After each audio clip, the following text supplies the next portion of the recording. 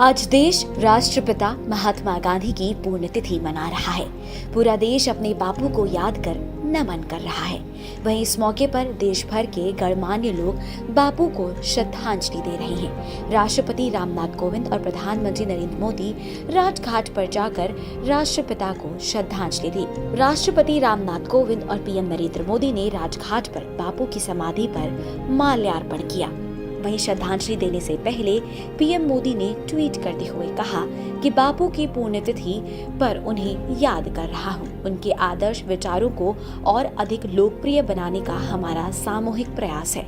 उन्होंने कहा कि आज शहीद दिवस पर उन सभी महान लोगों को श्रद्धांजलि देता हूं जिन्होंने वीरता पूर्वक हमारे देश की रक्षा की। उनकी सेवा और बहादुरी हमेशा याद की जाएगी।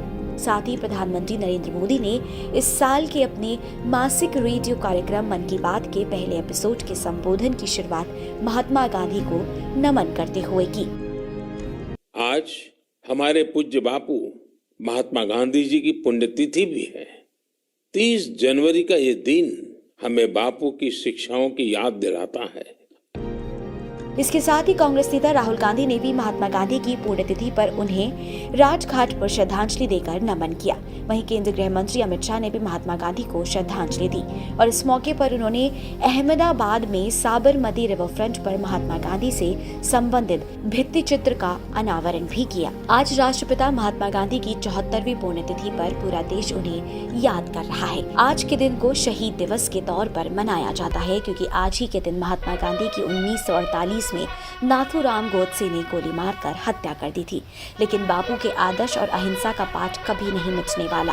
पूरा देश उनके ही आदर्शों पर आगे बढ़ के ऊंचाइयों को हासिल करेगा।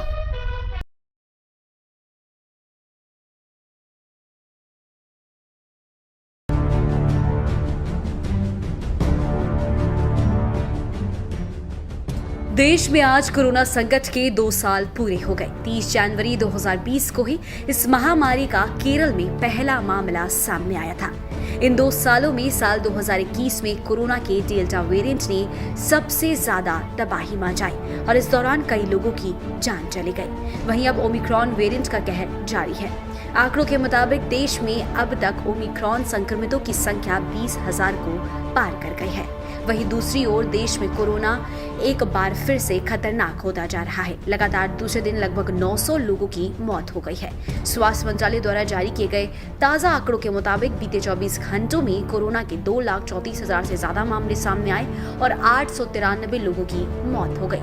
राजधानी दिल्ली की बात करें तो बीते 2 हफ्ते में कोरोना के मामलों में दिल्ली के अंदर 1/3 की कमी आई है। वहीं संक्रमण दर 7.41% हो गई है।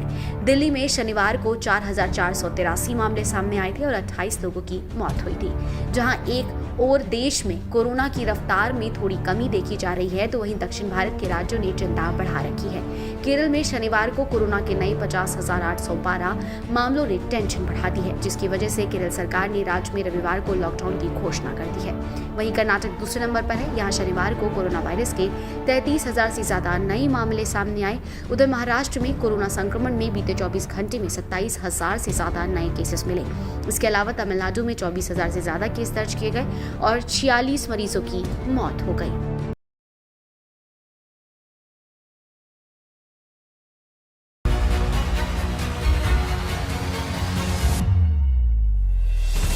पंजाब के चुनावों की तारीखें जैसे जैसे पास आती जा रही हैं, वैसे वैसे पार्टियों के एक दूसरे पर बयानबाजी और आरोप लगाने का दौर भी रफ्तार पकड़ता जा रहा है। और पंजाब की राजनीति के केंद्र में डेरा डालकर बैठे दिल्ली के मुख्यमंत्री अरविंद केजरीवाल रियल टाइम घोषणाएं कर विपक्षी पार्टियों के सामने बड़ी चुनौती खड़ी कर रहे हैं। अरविंद केजरीवाल की तरफ से की जा रही घोषणाएं अपने आप में यूनिक भी हैं। इसी कड़ी में अरविंद केजरीवाल ने रविवार को अमृतसर से प्रेस कॉन्फ्रेंस कर बड़ी घोषणाएं की। केजरीवाल ने कहा कि अगर राज्य में आम आदमी पार्टी की सरकार बनी तो सरकारी दफ्तरों में सीएम की फोटो नहीं लगेगी, बल्कि शहीद भगत सिंह और भीमराव अंबेडकर की तस्वीरें दफ्तरों में लगेंगी।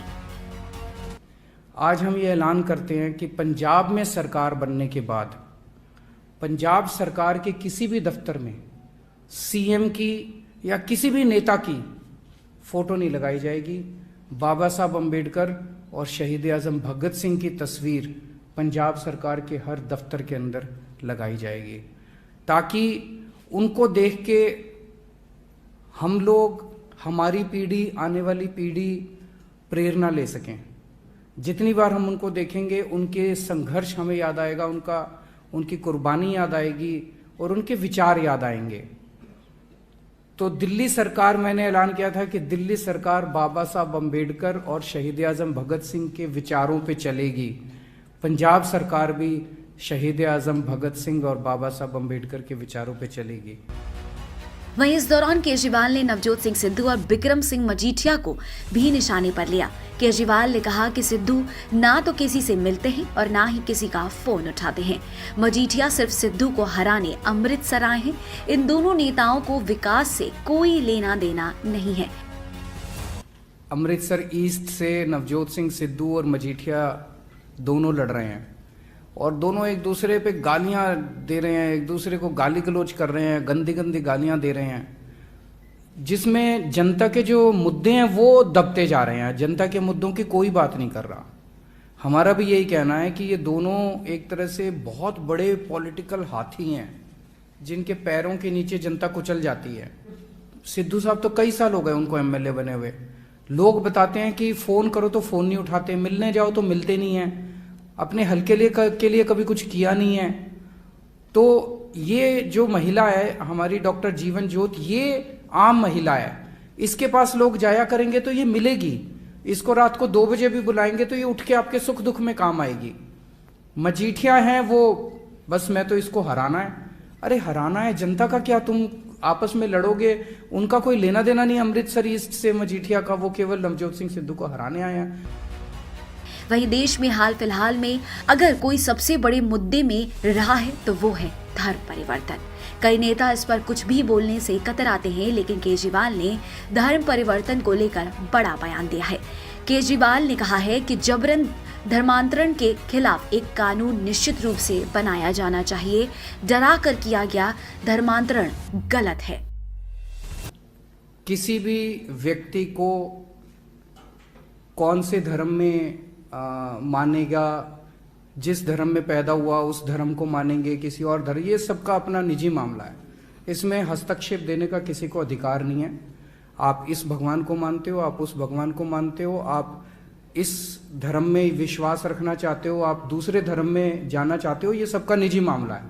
इसमें किसी सरकार को हस्तक्षेप करने का अधिकार नहीं है और ये संवैधानिक अधिकार है। इसके लिए जो भी कदम उठाने की जरूरत है वो कदम उठाए जाने चाहिए। मेरा अपना मानना है, मुझे कुछ वकीलों ने बताया, लेकिन इसको और एग्जामिन करने की जरूरत है कि आज जो देश का कानून है उस देश के कानून में सफिशिएंट धाराएं हैं और सफिशिएंट प्रावधान है कि अगर कोई जबरदस्ती करता है तो उसको जबरदस्ती करने से रोका जा सके। आज भी देश के अंदर सफिशिएंट प्रावधान है।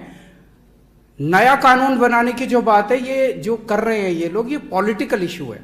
ये इन लोगों को कोई किसी से कुछ लेना देना नहीं है। जो कर रहे हैं पॉलिटिकल इशू है, लेकिन इसके लिए जो भी कदम उठाने की जरूरत है कि जबरदस्ती किसी का भी धर्म परिवर्तन करना, ये गलत काम है। पंजाब चुनाव में आम आदमी पार्टी बीजेपी कांग्रेस की तुलना में काफी सक्रिय दिखाई दे रही है, जहां एक ओर बीजेपी और कांग्रेस के नेता एक दूसरे पर निजी निशाना साधने में लगे हैं, तो वहीं केजरीवाल ऐसी घोषणाएं कर रहे हैं जो सीधा जनता से जुड़ी है। अरविंद केजरीवाल की रियल टाइम घोषणाएं पंजाब की राजनीति में भी नई शुरुआत कर रही है, लेकिन क्या पंजाब की जनता इन घोषणाओं पर भरोसा जताएगी, ये तो चुनाव के नतीजे ही बता पाएंगे।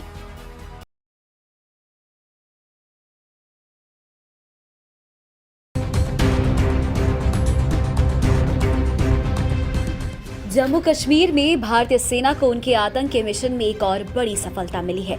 सुरक्षा बलों ने बडगाम और पुलवामा में 2 अलग अलग ऑपरेशन में 5 आतंकवादियों को मार गिराया है। पुलिस ने रविवार को ये जानकारी दी है। जम्मू कश्मीर के पुलिस महानिरीक्षक कश्मीर जोन विजय कुमार के हवाले से ट्वीट किया कि पाकिस्तान प्रायोजित प्रतिबंधित आतंकी संगठन लश्कर और जैश-ए-5 आतंकवादी पिछले 12 घंटों में 2 मुठभेड़ में मारे गए लोगों में जैश कमांडर आतंकवादी जाहिद वानी और एक पाकिस्तानी आतंकवादी शामिल है।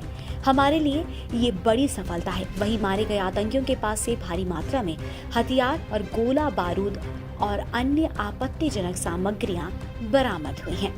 इससे पहले दोनों जिलों में शनिवार को सुरक्षा बलों और आतंकवादियों के बीच 2 अलग-अलग मुठभेड़ शुरू हुई थी। पुलिस के एक अधिकारी ने बयान जारी कर कहा था कि दक्षिण कश्मीर के पुलवामा के नैरा इलाके में आतंकवादियों की मौजूदगी की विशिष्ट सूचना पर कार्रवाई करते हुए सुरक्षा बलों ने वहां घेराबंदी अभियान चलाया था। सुरक्षाकर्मी जब तलाशी ले रहे थे तभी छिपे हुए आतंकवादियों ने उन पर गोलीबारी शुरू कर दी। आपको बता दें कि पुलिस को जिले के नियारा इलाके में आतंकियों की मौजूदगी की सूचना मिली थी, जिसके आधार पर सुरक्षा बलों की संयुक्त टीम ने तलाशी अभियान शुरू किया था। इसी दौरान आतंकियों ने फायरिंग शुरू कर दी। जवाबी कार्रवाई के साथ मुठभेड़ शुरू हो गई।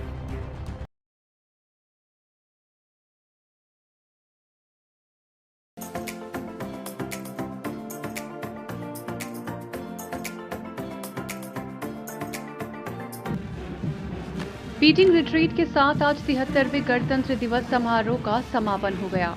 आजादी के 75 साल पूरे होने के मौके पर इस समारोह को आजादी का अमृत महोत्सव के रूप में मनाया जा रहा है। समारोह के मुख्य अतिथि राष्ट्रपति के अलावा प्रधानमंत्री नरेंद्र मोदी भी मौजूद रहे। हर साल 29 जनवरी को इस खास बीटिंग रिट्रीट का आयोजन किया जाता है। इसमें तीनों सेनाएं मौजूद रहती हैं और समारोह के समापन के बाद सेनाएं अपने अपने बंकर में वापस चली जाती हैं। इसके अलावा पुलिस बल के स्पेशल बैंड भी इसमें हिस्सा लेते हैं। इस विशेष कार्यक्रम में कुल 26 धुनें बजाई गई। भारतीय सेना, नौसेना, वायुसेना और केंद्रीय सशस्त्र पुलिस बलों के बैंड ने अलग अलग धुन बजा सभी का दिल जीत लिया। वहीं साथ ही प्रोजेक्शन मैपिंग से देश के पूरे इतिहास को भी खूबसूरत अंदाज में बताया गया। बड़ी बड़ी इमारतों पर प्रोजेक्शन लाइटों के जरिए बेहतरीन नजारा देखने को मिला, जिसने वहां मौजूद जनता का दिल जीत लिया। इस बार बीटिंग रिट्रीट में एक ड्रोन शो भी देखने को मिला। बता दें कि समारोह में लगभग 1000 ड्रोन को शामिल किया गया। वहीं इस पूरे समारोह को मेक इन इंडिया पहल के तहत इसे डिजाइन, निर्माण व कोरियोग्राफ किया गया। वहीं इस बार केंद्र सरकार ने कई पुरानी परंपराओं को बदला है। महात्मा गांधी के पसंदीदा भजन की धुन अबाइड विद मी इस बार बीटिंग रिट्रीट में बजी। बीटिंग रिट्रीट के लिए 26 धुनों की लिस्ट बनाई गई थी, जिसमें अबाइड विद मी को शामिल नहीं किया गया। बता दें कि इसे महात्मा गांधी की पुण्यतिथि से एक दिन पहले 29 जनवरी को होने वाले बीटिंग रिट्रीट समारोह के आखिर में बजाया जाता था। आइए आपको बताते हैं कि बीटिंग रिट्रीट का महत्व क्या है। बीटिंग रिट्रीट हफ्ते भर चलने वाले गणतंत्र दिवस समारोह के समापन का प्रतीक है। इस दौरान राष्ट्रपति सेनाओं को अपनी बैरकों में लौटने की इजाजत देते हैं। बीटिंग रिट्रीट की परंपरा तब से चली आ रही है जब सूर्यास्त खत्म होने के बाद जंग बंद हो जाती थी। उस वक्त इस समारोह को वॉच सेटिंग कहा जाता था कि देश में 1952 के दशक बीटिंग रिट्रीट की शुरुआत हुई थी। तब भारतीय सेना के मेजर रॉबर्ट ने सेनाओं के बैंड्स के डिस्प्लेस के साथ इस सेरेमनी को पूरा किया था। इस समारोह में राष्ट्रपति मुख्य अतिथि रहते हैं। उनके आते ही उन्हें नेशनल सैल्यूट दिया जाता है। बीटिंग रिट्रीट की ये परंपरा भारत में ही नहीं बल्कि ब्रिटेन, कनाडा, अमेरिका के साथ दुनिया के कई देशों में मनाई जाती है।